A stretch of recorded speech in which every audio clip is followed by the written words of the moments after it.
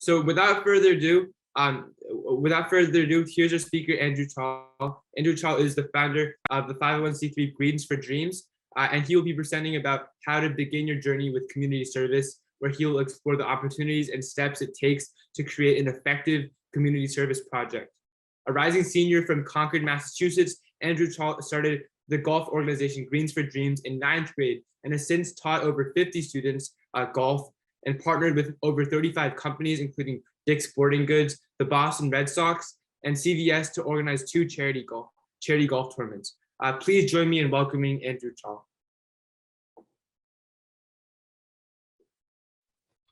Thank you, Kyler, for that introduction.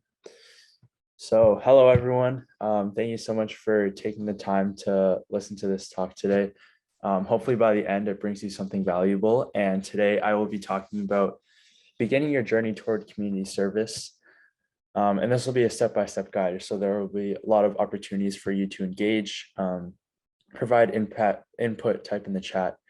And then, like I said, hopefully by the end, have your own idea and start a community service project in either your school or local community. So like Kyler said, my name is Andrew Cao. I'm a rising senior. I'm from Massachusetts. And one of my main interests is golf. So I've played golf for 8 or 9 years now. It means a lot to me. I play competitively. I'm also the captain of my school's golf team. So golf is kind of one of my main interests and passions outside of the classroom. So that's what I'm going to be talking, and that's what I'm going to be centering my talk around community service today. So here's a quick outline about tonight's presentation. So like I said, this presentation is a step-by-step guide where you will have the opportunity to provide input. So kind of what I mean by step-by-step is I'm going to provide a detailed guide of each of the steps that I think are important in starting a community service project. And so after most of the steps, I'm going to be opening it up to you guys and asking you guys to provide your ideas, your input, any initiatives that you might start, and I can provide feedback or my thoughts on your ideas. And then at the very end, after I'm done with presenting all of my steps and all of my ideas, I'm going to invite all of you guys to be panelists and share your ideas. So like speaking and unmuting and turning on your camera. So before I get into kind of all of the steps that I think are important in starting a community service project, I'm just going to talk about Greens for Dreams, which is the nonprofit that I started, and kind of my experience and motivation with the work that I do. So Greens for Dreams is a 501c3 nonprofit organization, and I'll explain the meaning of 501c3 later, but it basically means it's a nonprofit recognized by the federal government. But Greens for Dreams, it raises money for Boston Children's Hospital in 3 main ways. So the first way is affordable golf lessons. So right now we teach golf lessons to beginners in the local area, so the local community in Massachusetts and New England especially. And we teach it to beginners of all different ages, so kind of ranging from, like toddlers, 5-year-olds to middle age and even older people as well. So if you look at the photo on the right, that's actually a picture of me teaching, I think, 4 or 5-year-olds. And then the photo on the left that kind of also shows the age range. So there's some younger people and also kind of like an adult as well. So we teach a lot of beginners in the area, and they're all very cheap and affordable lessons that cover the cost of the resources to teach the lessons, and then they generate a profit, a very small profit that goes to the hospital.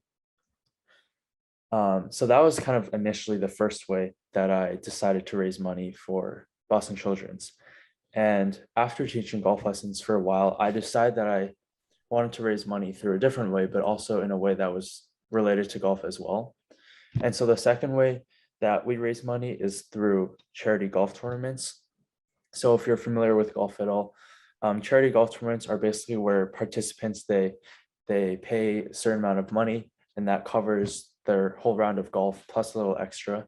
And they understand that it's a charity event. So all of the money they know is going to a good cause. And so Greens for Dreams has run 2 charity events over the last 2 years.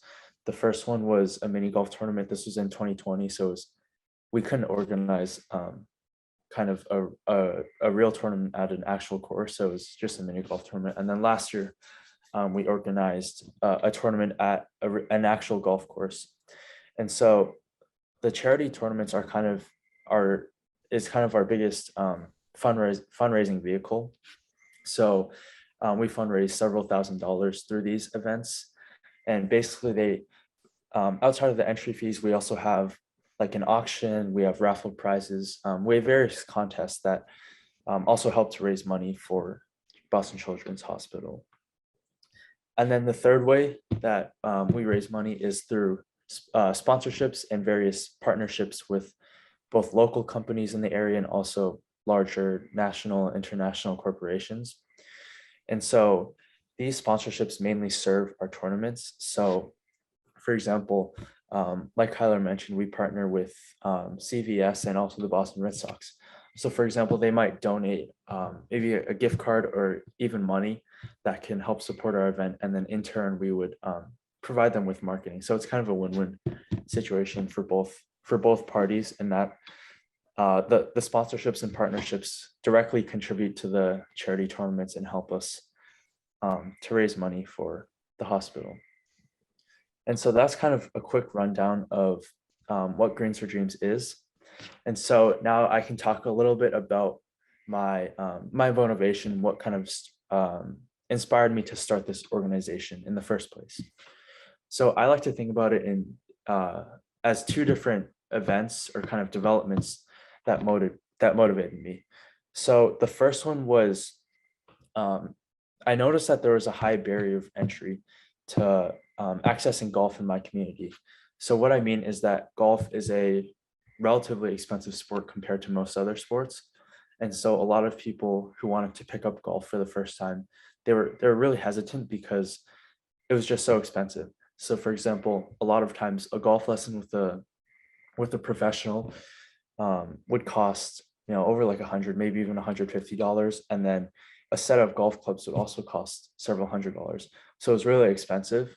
And I noticed that a lot of people around me were hesitant to pick up golf, which was a little disheartening to me because I've played golf for so long and it is something that I'm very passionate and care a lot about.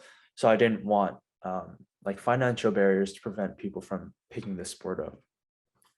And so one story I like to tell was I had a family friend, and at his company they had a golf league, and he wanted to participate in the league because he was pretty new to the company, so he wanted to meet new people and also find a way to relax and connect after a long work day. And so he wanted to pick up golf, but it was a little too expensive for him, so he kind of waited for a few years, and then he did eventually pick it up, but he just waited for a long period of time because of the high barrier of entry. So I wanted to do something about that. And so that motivated me to start the more affordable golf lessons.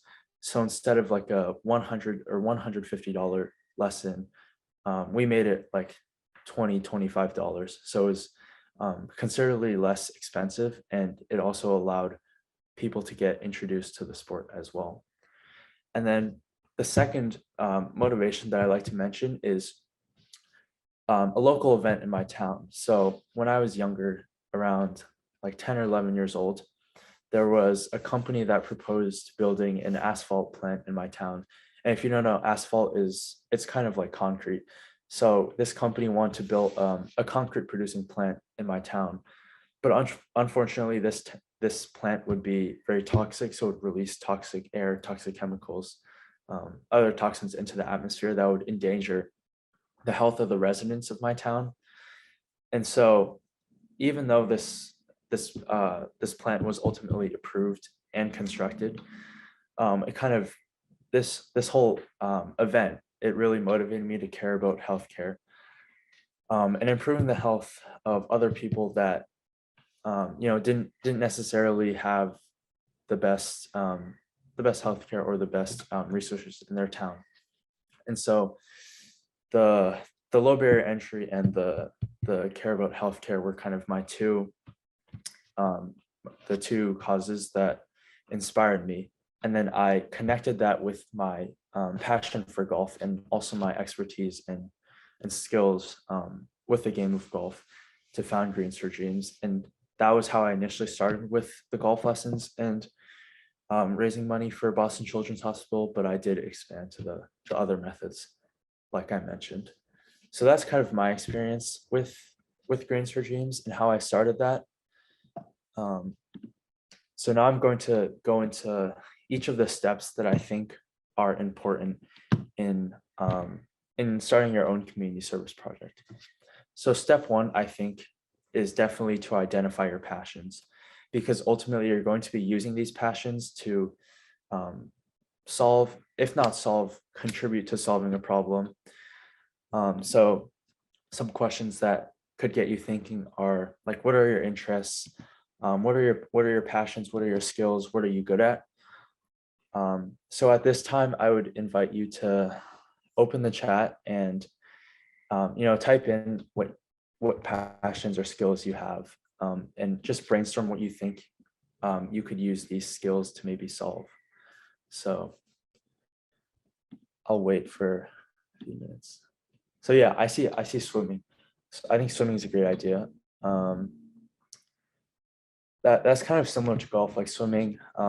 Yeah, drawing, definitely. Other activities that maybe people in your community don't really have access to for a variety of reasons, maybe economic reasons, or maybe the local school just doesn't offer, say, like a certain activity, as it just doesn't offer that certain activity. So you want to introduce it to more people. So yeah, soccer, tennis, as well. Yeah, cubic groups, Legos. Yeah, so all of these activities, I think you could definitely teach other people about. I think that would be one of the best ways of spreading your knowledge. So yeah, clarinet, frisbee, rowing. Yeah, and so good rowing equipment. That also brings up a good point. I know a lot of people, not only in my community, but also in other communities, they don't necessarily have access to resources. So I know people who have started nonprofits that are kind of catered towards finding these resources and redistributing to other people. So I think definitely with the rowing equipment, also maybe like soccer equipment, other things.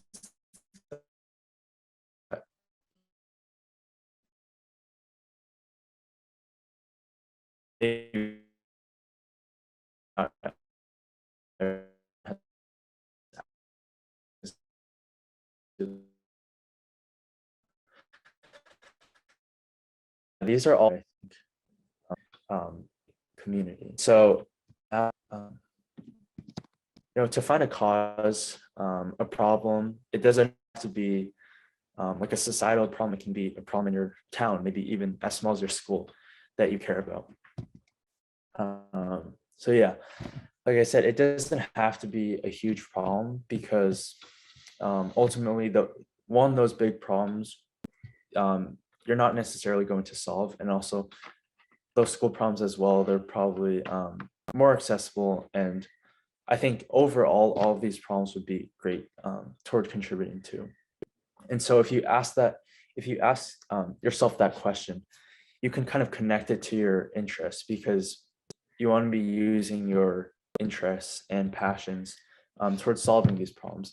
So like in my case, like I mentioned, my passion was golf, and then I used that passion to solve a high barrier to entry for golf, and also kind of not everyone having access to healthcare in my local community.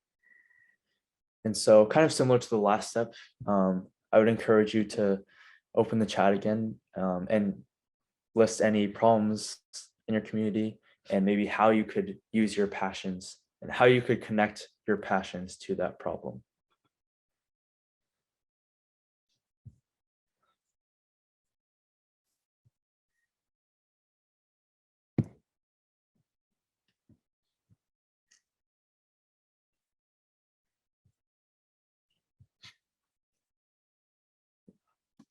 So I'm not seeing anything right now, but I would say, like, based on what you guys said, yeah, so financial problems, definitely, like what a lot of you guys said with having skills or passions for various sports. Like I said, a lot of people don't have access to these activities because of socioeconomic problems. So I think definitely lowering the barrier to entry, kind of like I did, would be a great way to connect those two things. Yep, people drowning in the summer, I think that's definitely a huge problem. That would definitely connect your interest in swimming, and I think that would definitely go a long way in saving lives, which is a very significant form of community service as well. Yeah, and then meeting, simulating child's curiosities, that could also definitely connect with the passion. Spreading your ideas, interests to others is definitely a great way to serve others. Yeah, so those are all great ideas of both problems and also interests and ways that you could connect both sides. So third step that I think that comes after you identify those two sides and connect them is to definitely take action, because the first two steps were kind of brainstorming, coming up with ideas. There weren't really any tangible results, and so step 3, I think, is the first time where you actually take action and start creating results, even if they're on a very small scale at first. So I think definitely starting by yourself would be okay. So for example, in my case, I did start Greens for Dreams by myself, just because I know a lot of people who play golf, but I didn't really know anyone who both want to teach other people and also contribute to the healthcare problem.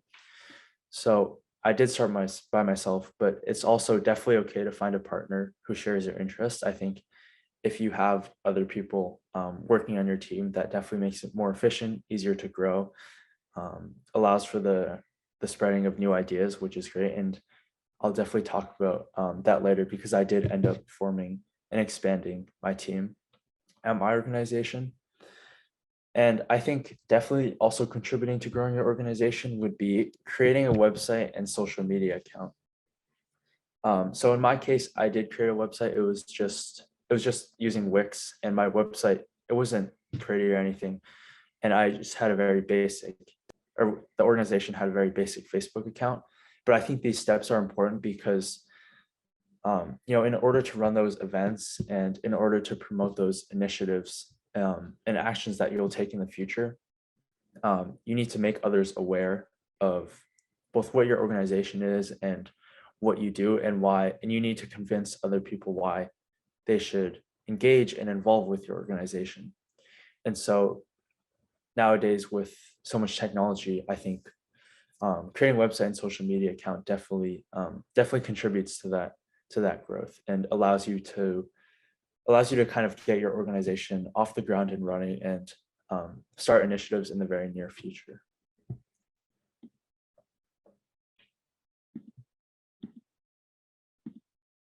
So I see a question in the chat. So how do you find the people with the same passions and interests?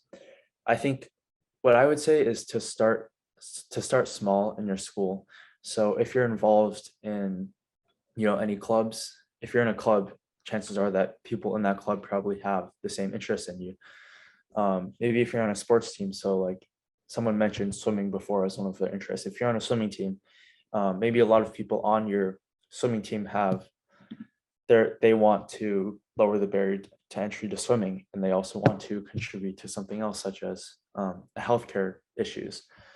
So I think definitely starting with groups that you're part of that are based on these interests, that definitely creates a group that has people with similar interests as yourself. And also just, I think a lot of times just asking your friends or family friends, a lot of the times, chances are that people who are your friends also have similar interests. I know a lot of my friends have similar interests. They didn't play golf, but for example, they did have interest in healthcare and other things. So they were able to get involved. So I would say those two ways would definitely help. So I'm going to diverge a little bit and kind of talk shortly about starting a 501c3 nonprofit. So in most cases, you don't need to start a nonprofit in order to do your community service project. So for example, if you're organizing, say, a math tournament or a coding hackathon, you don't need a nonprofit, or you don't need 501c3 status, because 501c3 status is basically recognition from the IRS, which is the Internal Revenue Service of the federal government, and it basically makes your organization tax exempt. So what that means is any fundraising that you do, you don't have to pay taxes on that. So for example, if you're organizing a math tournament, chances are you probably aren't really fundraising any money. So it's not really necessary at all to try to get that status. But there are some reasons to start a nonprofit. So like I said, this status makes your organization tax exempt, which is really important if your organization does decide to fundraise. So for example, let's say your organization raises $1,000 and let's just say the tax rate was 20%. So if you had to pay 20% of that $1,000, that's $200. So instead of fundraising the $1,000, you would only get the $800, which is really significant. That's a fifth of the money. And if you imagine if you raised a lot more of that, the government would basically be taking more of that money. And so that 501c3 status really protects all of the fundraising that you do. And then the second reason to start a nonprofit would just be another form of credibility. So like I said, the 501c3 status, it's recognition from the federal government. So that recognition definitely provides a lot of credentials to your organization. And especially if you're trying to grow, if you're trying to partner with other organizations, that those credentials definitely come in hand. So for example, for Greens for Dreams in the past, and also right now, we've been trying to partner with a lot of other organizations and try to receive sponsorships. And in a lot of cases, those other organizations, they want to see that Greens for Dreams or other organizations that are trying to partner have that 501c3 status, because that status means that that company that is sponsoring can kind of trust the nonprofit and that it is doing good work.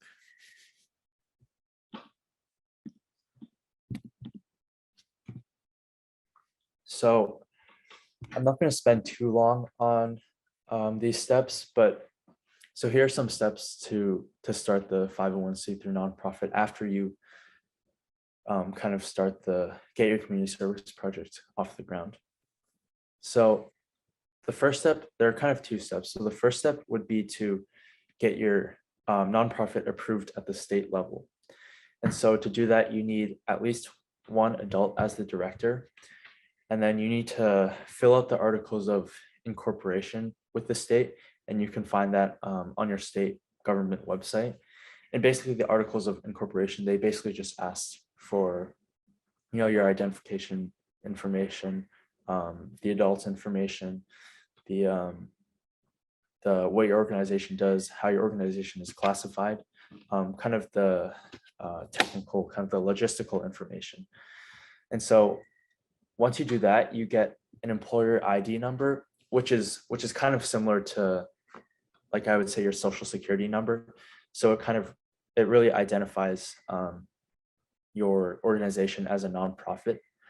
And so a lot of times when you're trying to partner with those bigger corporations, those corporations will also ask to see your EIN number as well. And that's also kind of another layer of credibility. And so after the state approves your organization to be a nonprofit, which is usually pretty quick and pretty easy, the next step would be to apply for the 501c3 status at the federal level. So this step is usually a little more complex. It usually takes a little more time. So you need to fill out kind of a similar form as well. It's just a little bit longer. It also has a lot of the logistical stuff. So like describe your organization. What is your mission statement? what is the purpose. You need to have several adults that are like directors, and also you need to establish a board, which is you basically just need to have adults sign on to your organization. So you need to give their personal information as well. And it does cost $275. So like I said before, it is more important to kind of get your project off the ground and start fundraising before you actually apply for this 501c3 status. So for example, in my case, I started Greens for Dreams in 2019, and we did fundraising for almost 2 years before we applied for 501c3 status. And that was one, to raise enough money to kind of take the organization to the next step and get the status, and also to make sure that this was something that would succeed and that we would want to continue in the longer term as well. And so step 4 would be to scale your organization and grow it and try to create a bigger impact in your community. So the first, and I think the most essential step to scaling your organization before you do everything else, would to get more people involved or to branch out. Because I think if you have a project, it's really hard to do it by yourself.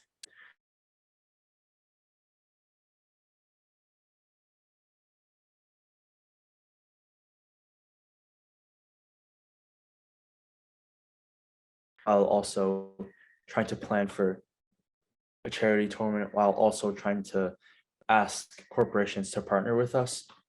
And so what I did was I reached out to a lot of friends, a lot of people that I knew, and tried to get them involved with the organization.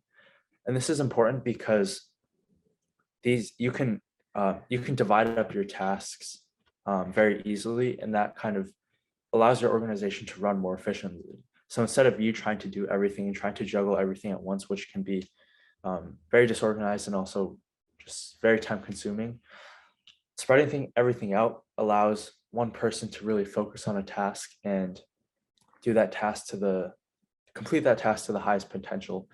And if everyone completes a different task to the highest potential, that really allows your organization to both grow and take on bigger initiatives and create a bigger impact in the end. And then another thing I would say, which is similar, would be to create a chapter in other regions. So for example, if you start, let's say a nonprofit that teaches, that only teaches swimming to other people, maybe you don't need more people in your town to teach swimming because there are only so many people, but you could contact people in, maybe other states, maybe even other countries that would want to do a similar thing as you. And so these people aren't really teaching the same people that you are, but they're really expanding the organization on a geographic level. And then the second thing that I would say after you kind of create that team would definitely be to create an event, because an event is a really tangible form of creating that impact. And so, for example, some things that I came up were like a math tournament, a coding hackathon, maybe an art exhibition if you're interested in art, a music concert, a 5K run, or a bowling tournament. So these things are kind of they're actually very similar to the golf lessons or the charity golf tournament that I created. So kind of everything up to this point has been very logistical and behind the scenes, but this event actually allows you to finally get involved in community and impact community members and create a tangible result. And then the third thing, which would not apply to every organization, but I think a lot of the organizations that you guys mentioned, so like if you're interested in the swimming or the sports organizations or the education, I think definitely corporate sponsorships or at least partnering with other organizations. So for example, in my case, we partnered with Chipotle, CVS, Dick's Sporting Goods, and it doesn't have to be these large corporations. It can also be very small companies. So for Greens for Dreams, not only do we partner with these organizations, but we also reach out to a lot of just like small local businesses, maybe like restaurants, sporting goods stores, things like that. And I think definitely sponsorships and partnerships with other organizations would help to grow your own nonprofit, because that kind of also adds credentials to your organization, because if other corporations or companies, they kind of approve of your nonprofit, that kind of gives you more leverage as well. And also kind of back to the marketing thing, when you partner with another organization, usually you're promoting their organization, and in some cases they're also promoting yours.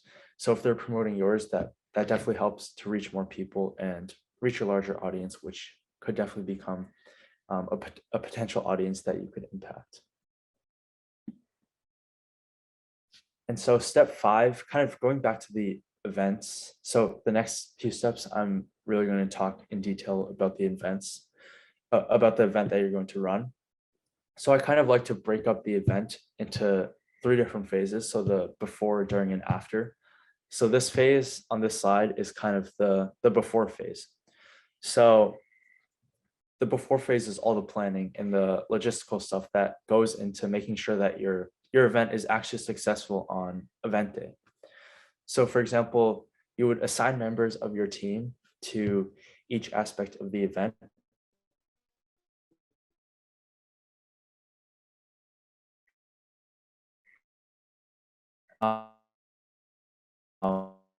Which, like I said before, through different channels, because obviously if you didn't have this advertising, this marketing, and you didn't have people who would get involved in and participate in your event wouldn't exist at all without these people. And so some forms of promoting your event, I think, would be, for example, social media. So Facebook, Instagram, other forms of social media, even a local online newspaper. So like we reached out to a local newspaper, and we just cold emailed, and we just asked if we could put an advertisement, and they said yes, because other organizations and other people, they also are humans, and they also want to contribute to good causes as well. And so for example, on the bottom left of this slide right here, this is our flyer for our charity tournament this summer. So it's pretty brief. It runs down kind of all the major points, like the entry fee, what's involved in the event, what participants would get out of it, and the goal is to attract the participants to the event. And so we posted that on like social media and also in the newspaper, and those definitely helped bring more people to the event. So for example, before we really started advertising for the tournament last year, we only had, I want to say, less than 10 people signed up, even though we had around 70 spots. And then once we really hit the ground with the social media and the other forms of advertising, that really quickly helped to fill up the other spots in the tournament. So I definitely wouldn't underestimate the amount of people in your community that would want to contribute to a good cause. And so step 6 is also kind of the before phase, and that would be paying for your event expenses while fundraising. So if you're doing fundraising, you obviously do not want to be losing money, because then you won't have any money to donate. And so paying for your event expenses, there are various methods. So for example, if you organized like an art exhibition, you could have an entry fee that would pay for a lot of the costs of setting up your event. And another way, which we used a lot, was the corporate sponsorships, like I mentioned. So that involved a lot of local searches, so internet searches, just searching like donation requests or local companies that donate to nonprofits, just typing that into Google. And by doing that, we were able to find a really long list of both local companies and also those bigger corporations that we were able to just email or fill out forms that they had. And oftentimes they would provide us with various in-kind items or just money. So like an in-kind item would be like an actual product. So for example, Chipotle, they donated a $50 gift card that we could use as a raffle prize in our tournament. And then there are other places like DCU Bank or other local banks that have just donated money that just help to cover the overall expenses of your event. So definitely, like I've emphasized, partnering with other organizations and companies would definitely help to both grow your organization and also run many of your events. So here's one example of asking another company to partner with us and sponsor us.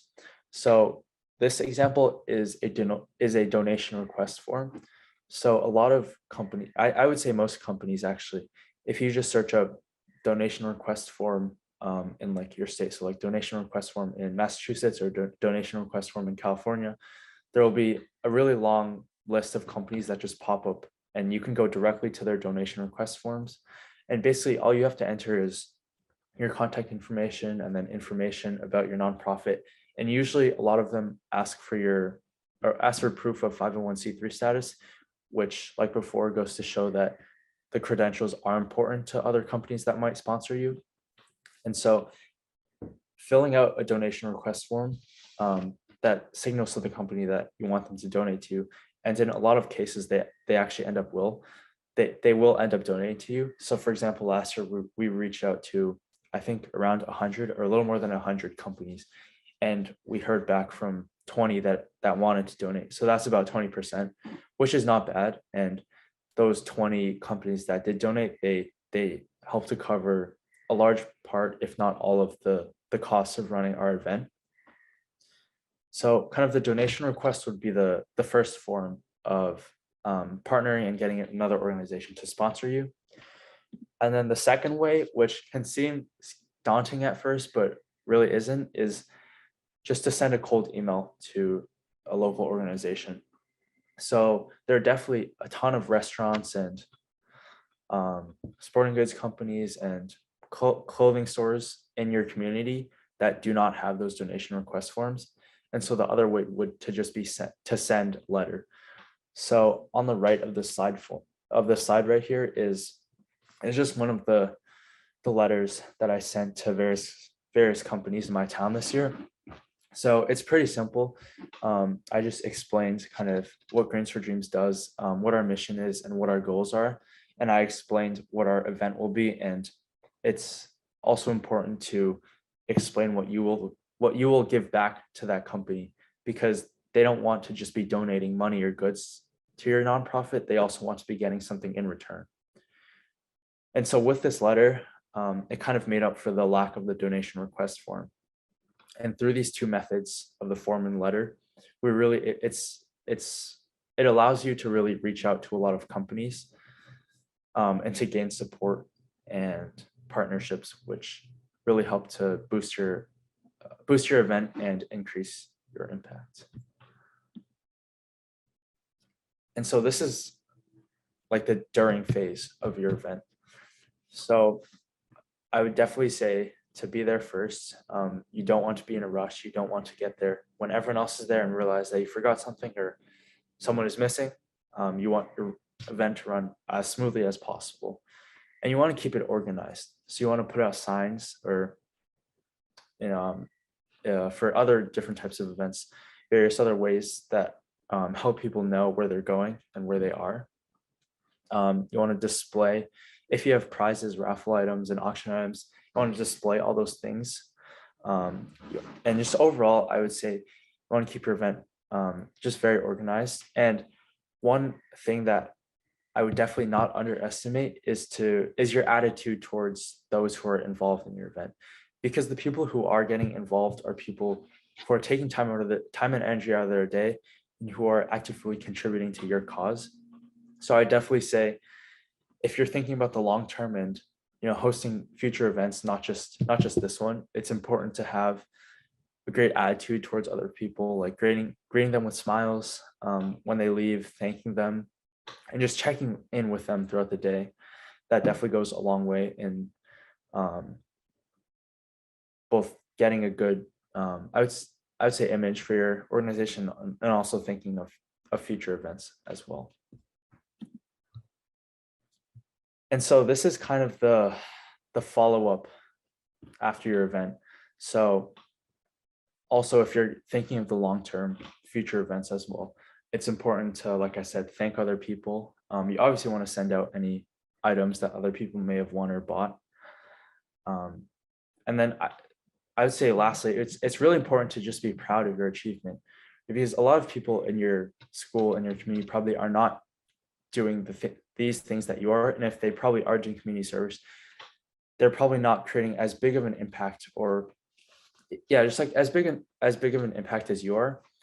And so I would say, even if it's as simple as, hosting an art exhibition or teaching a few swimming classes or hosting a hackathon or math tournament, I think all of these things, no matter how big or small they are, they're contributing to your community and your society. And that's what's important.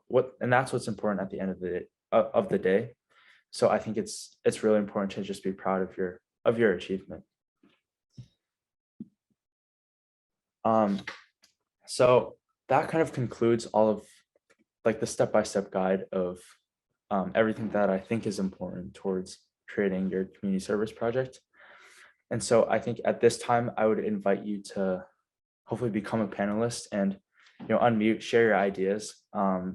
What problems do you see? What ideas do you have for addressing potential issues in your community? Are there any issues that are maybe unsolved, or, you think that you could definitely improve a lot in your community?